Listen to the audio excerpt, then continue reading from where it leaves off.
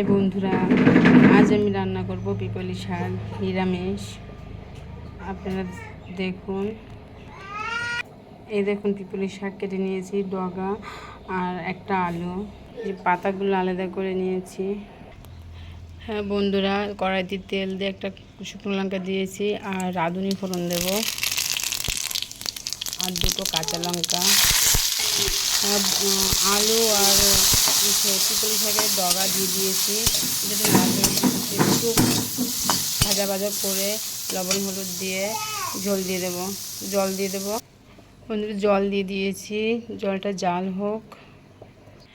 শাকটা পরে নামানোর একটু আগে দিয়ে দেব। আমি জানি না এই শাকটা কে কে খাও, অনেকে খায় না এবং জানেও না, কিন্তু এই শাকটা খুবই ভালো জিনিস। পিপলি শাক এটা আমরা খাই, আর কে কে খাও সেটা আমাকে অবশ্যই জানাবে কমেন্ট করে। বন্ধুরা দেখো, আলুটা সিদ্ধ হয়ে গেছে,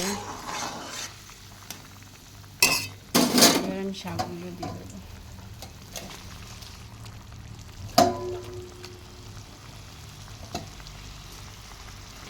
এই দেখো বন্ধুরা, আমার শাকটা রান্না হয়ে গেছে,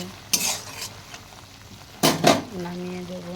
এই দেখো বন্ধুরা, আমার শাকটা হয়ে গেছে। তোমরা কে কে খাও সেটা আমাকে জানাবে, আর যে চেনো না, কোনোদিনও খাওনি, আমাকে কমেন্ট করে অবশ্যই জানাবে। আর খেয়ে দেখবে, নতুন জিনিস খুবই ভালো লাগে, খুবই উপকারী জিনিস। Bye, tata.